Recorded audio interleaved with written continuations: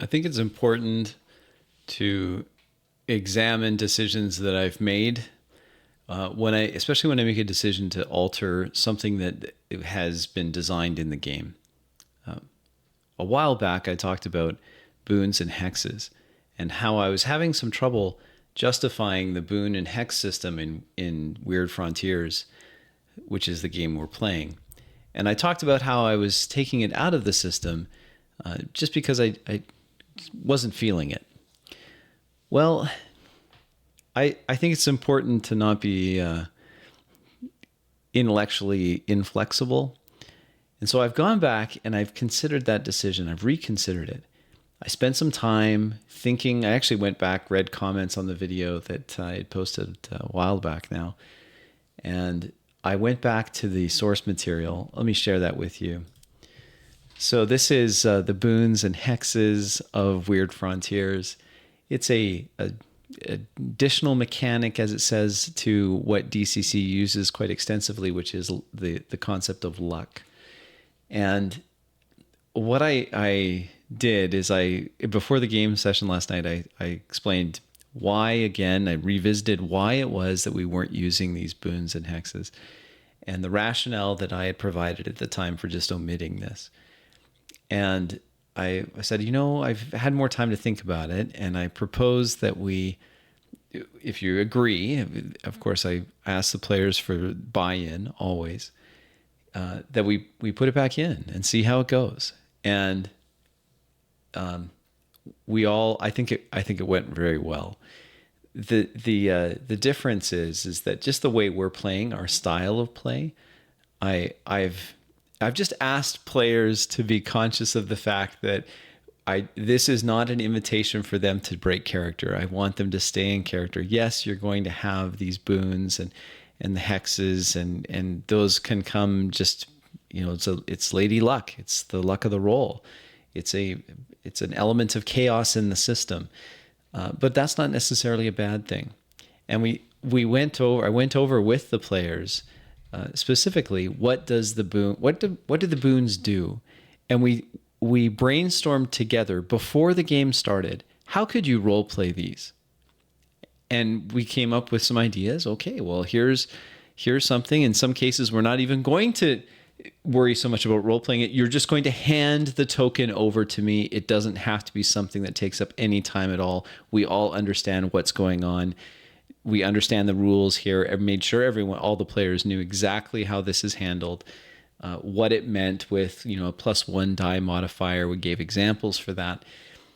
And then in the game, it went very quick. I don't feel that it was detrimental, the way that we handled it, to the ongoing efforts that we have to stay in character and be actual role players.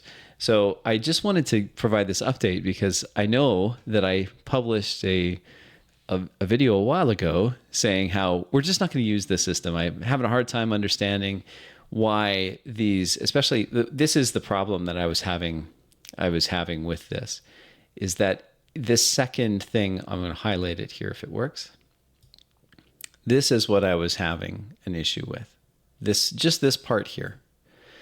And we talked about that and said, well, maybe, and there was a couple comments on my original video that I've given more thought to, that, perhaps you've met someone and it just seems that life doesn't go the right way for them always. They have a bit of like they say in the book here, it's a dark cloud that follows them around.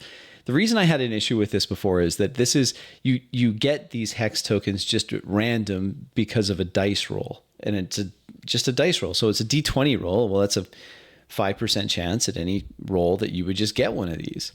And why would someone alter their opinion of you based on something they didn't necessarily see you do? And that was our issue. And we talked about that and kind of resolved that over my work in my head around it. And we put it back in. And we'll see how it goes. We're trying it out. But I felt like it was important, since I had gone out there and said that, no, I don't like this. I don't want to do this. I don't want to do this part, that we're actually putting it back in and trying it. And initial reactions have been positive. The initial feedback I can give is that as long as the players understand that what our overall intent is to stay within the world. We're in the world. We're not out of the world. We're not going back to a more of a, I would say, out of character gameplay. We are still very much staying in character. But can we incorporate this? Because I can see how this is an important component. And it was a very important component. Very important. Maybe I'm overstating things. It did have an additive, positive effect on the gameplay last night. It was good. It was used well by the players. The players did not. It wasn't an excuse for players to suddenly be talking out of character. They're still in character. It didn't slow things down, and it was an overall positive. So, yeah, I felt a little guilty after having done it, and I'm like, oh yeah, that's right. I remember in all fairness to the authors of the game, I think I just needed some time to figure it out in my own head. And the other reason I was thinking about this is because I saw a short by Big Bad RPG, which I thought was hilarious, about just read the manual. And yeah, that's important. You should just read the manual. Everyone should read the manual. Get comfortable reading the manual. It's not incompatible with role-playing, I hope. At least that hasn't been my experience so far. We'll see how it goes. That's my update. Thanks for watching. Leave a comment if you if you remember that video. That was a long time ago. And maybe your experiences where you took something out of the game, and then after further reflection, you know, maybe we should try that. And then having tried it, realize that no, it's a nice component. It belongs in the game. Love to hear that. Appreciate the subscriptions. Yeah, good to share with this. If you just want to be honest about what I'm doing in my game. Thanks. Bye.